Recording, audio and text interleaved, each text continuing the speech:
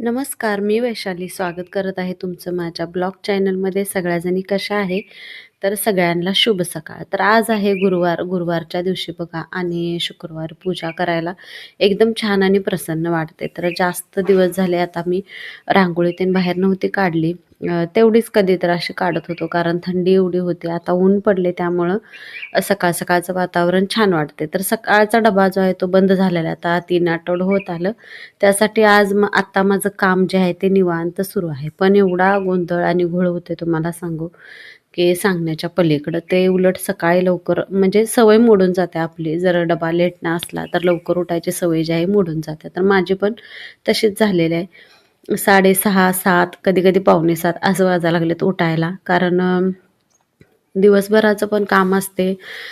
परत त्याच्यामध्ये video editing करणं, व्हिडिओ बनवणं, ते अपलोड करणं, टाकणं. तर भरपूर ह्याच्यामध्ये तामझाम आहे मैत्रिणींनो. तर एक लाईक आणि सबस्क्राईब करत जावा. तर व्हिडिओ कसे वाटतात तुम्हाला माझे कमेंट पण टाकत जावा. तर आज सकाळ-सकाळी एक अशी पण कानावरती गोष्ट आली, की जे नको वाटते बघा ऐकायला. तर शेजारचे जे काका होते ते गेले होते. त्यांना स्वर्गवास झालेला आहे. तर माझी देवपूजा इथं चालूच होती, पण आम्हाला काहीच माहिती नाही. मी आपली देवपूजा करण्याच्या नादात म्हणजे हुंबरा पूजनच्या, तर तुळस आहे ना त्या साईडला वाळा लागलेली आहे. म्हणजे मी लय वेळा इथलं ह्या जागा बदलून बघितला आहे तुळशीचा. तर जोपर्यंत इथं तुळस ठेवत नाही तोपर्यंत हिरवीगार आणि छान अशी टवटवीत राहत नाही. काय आहे काय माहिती? पण प्रत्येक ठिकाणी लावून बघितली मी तुळस तुळस म्हणजे ठेवून बघितली.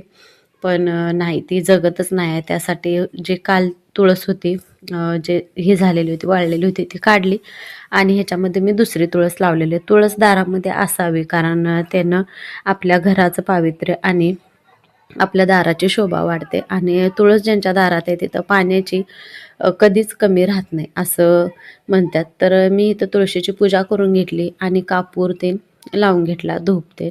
तर छान वाटते सकाळ सकाळी, प्रसन्न वाटते मन पण. आणि धूप कापूर आपल्या घरात जर येत असलं तर एक पॉझिटिव्ह एनर्जी आपल्या घरामध्ये राहत्या.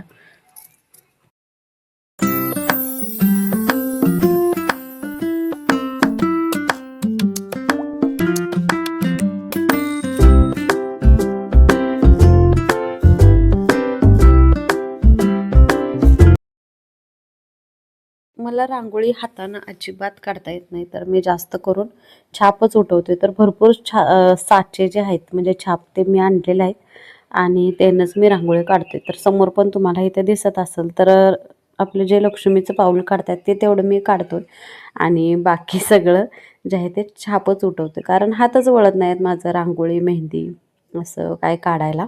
कारण सवयच नाही बघा. कधीच आपण ज्या गोष्टीकडं जास्त लक्ष देत नाही. रांगोळी आवडत्या, पण पहिल्यापासूनच छापच मी ठेवलेलं आहे. दिसायला पण छान दिसते. उगाच वेडी-वाकडी काढण्यापेक्षा छाप उठवलं आपलं काम झालं. तर आज इतक्या उत्साहानं मी रांगोळी ते सगळं काढायला घेतलेलं होतं. पण एखादी गोष्ट आपल्या कानावरती आली तर मन आपलं नाराज होऊन जाते. तर माझीच आज तशीच परिस्थिती झालेली होती. जर बघा शेजापाजारी जरी असलं तर आपल्याला एकमेकाच्या सुखात जरी नसलं तर दुःखात हे जमा व्हायलाच पाहिजे. त्यासाठी आम्ही सगळ्याजणी गेलेलो होतो त्यांना भेटायला. तर आमच्या तिकडं असतं तर पूर्ण गल्ली गाव गोळा झाला असतं. पण इथं कसं कॉलनी आहे त्यामुळं नाही कोण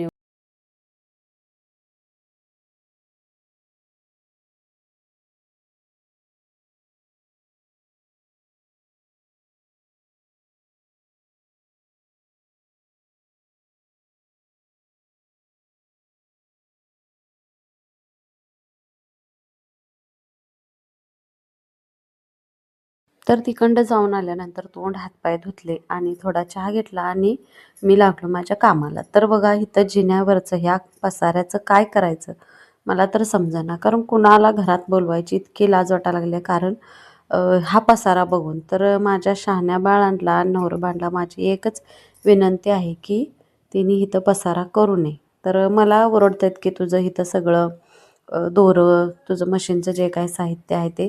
तर माझ्या फक्त वह्या आणि दोऱ्याचा डबा सोडला तर इथला कुठलाच पसारा कोणाचा आहे आणि काय आहे मलाच माहिती नाही. तर सगळं गोळा करून ठेवलं आणि असले जे बॉक्स आहेत तर त्याचा वापर मी करतच राहतोय. तर त्यासाठी ह्याच्यामध्ये सगळं जेवढं काय हाताला गावल ते सगळं मी ह्याच्यामध्ये टाकून दिलेलं आहे. ज्यानं त्यानं आपापली घेतलेली वस्तू नीट आपापल्या जागेला ठेवली तर बरं होईल, घर स्वच्छ आणि चांगलं राहील. तर इस्त्री आणली तिथंच ठेवली, चार्जर मोबाईलचा तिथंच ठेवला, चापा पिना जे पण काही वापरतात, बॉडी लोशन जेवढं काय असेल ते सगळं, गोळ्याची पाकिटं सगळं जिन्यावरती, म्हणजे एक प्रकारे तो डब्बा किंवा कपाट झाले जिन्याचं. तर असं झाले काय दिसेल ते सगळं त्याच्यावरती, जे घेईल ते. आता ह्या रात्री शेंगा निवडलेल्या होत्या आणि ते पोलपट बाहेर टाकायचं सोडून डब्यात भरून इथं सजवून ठेवल्यात. आता काय म्हणायचं तुम्ही सांगा, किती आवरायचं एखाद्यानं घर? जर दिवसभर घरच आवरत बसलो तर मी माझं काम कधी करणार आहे, ह्यांना कधी समजणार आहे, मला तर काय कळेना. तर असं रोजच्या रोज घर जर असलं तर किती छान वाटेल बघणाऱ्याला पण आणि आपल्याला पण. तर मला तर असंच घर आवडते, एक पसारासुद्धा नको वाटते. भले माझा मशीनचा होतोय पसारा, पण मी शिवून झाल्यानंतर माझं जिथल्या तिथं गोष्टी ठेवून देते. तर इथं बघा हे पोस्टर लटकत होतं, पडलेलं होतं इकडं तिकडं, तर मी एवढ्या आवडीने घेतलेलं आहे. तर त्याला मी परत एक मोळा मारून सजवलं. तर आपल्या झाडाची फुलं बघताना एवढं छान आणि प्रसन्न वाटते बघा. आयुष्यात पहिल्यांदा झाड लावलेलं आहे मी, कारण आईच्या घरात पण नाही आणि जेव्हा आम्ही तिकडं होतो तिथं तर जागेचं एवढं हे म्हणजे जागा एवढी अपुरी आहे की झाडं लावायला जागाच नाही आहे. एक झाड हिने आणलेलं होतं, ह्यांना चाफ्याचं झाड भरपूर आवडते, मग ते कोणता पण चाफा असू दे. तर इथल्या पण दारात आम्ही चाफा लावलेला आहे, चाफ्याचं झाड असावं दारात म्हणतात. तर मोगऱ्याला बघा जेवढी फुलं येतात ती मी सगळे देवाला घातलेले आहे, कारण माझं तर असं होते की कधी झाडाला फुल लागते आणि मी कधी तोडून देवाला घालते असं माझं होते. तर हे एक फूल दिसते ते तेवढं जास्वंदीचं आहे, म्हणजे विकत आणलेलं, नाहीतर बाकी सगळी जी आहेत ती ढापी लावलेलीच झाडाची आहे. तर आज सर्दीने एवढं डोकं दुखत होतं आणि चेहरा पण बघा माझा कसा दिसायला लागला आहे. तर आज कंटाळ आल्यासारखं झालेलं होतं आणि सर्दीमुळं मला बोलायला पण जमत नाही, कारण नाक डोळं सगळं गच्च झालेलं आहे. सॉरी, डोळं नाही कपाळ. तर तर चला, सर्दी होऊ दे, ताप येऊ दे, काय पण होऊ दे, काम हे करायलाच लागते. तर इथं मी देवपूजा करून घेतलेली आहे, कारण आज गुरुवार आहे. तर माझं असं लक्षात आलं की श्रीयंत्र जे आहे ते तांदळावरती ठेवलं तर चालेल, तर त्यासाठी मी ठेवलेलं आहे. तर मला नक्की कमेंट करून सांगा चूक केलं की बरोबर. तर अशा जे अन्नपूर्णा माता आहे तर तिला पण मी असे तांदळात ठेवलेले आहे. तर छान वाटते मला देव सजवायला, घर सजवायला पण छान वाटते. पण जेवढ्या गोष्टी पाहिजेल आहेत तेवढ्या मिळत नाहीत. आज ना उद्या नक्की होईल आणि तेव्हा तुम्ही पण माझं घर आणि माझा देवारा बघचाल. तर बघा इथं सगळी फुलं जेवढी होती ती देवाला घातली आणि छान वाटत होतं देवपूजा केल्यानंतर. तर मनामध्ये किती जरी आळस कंटाळा असला तर देवपूजा केल्यानंतर 5 मिनटं देवासमोर बसल्यानंतर एवढं छान आणि प्रसन्न वाटते बघा. हे आपल्या मानण्यावरती आहे.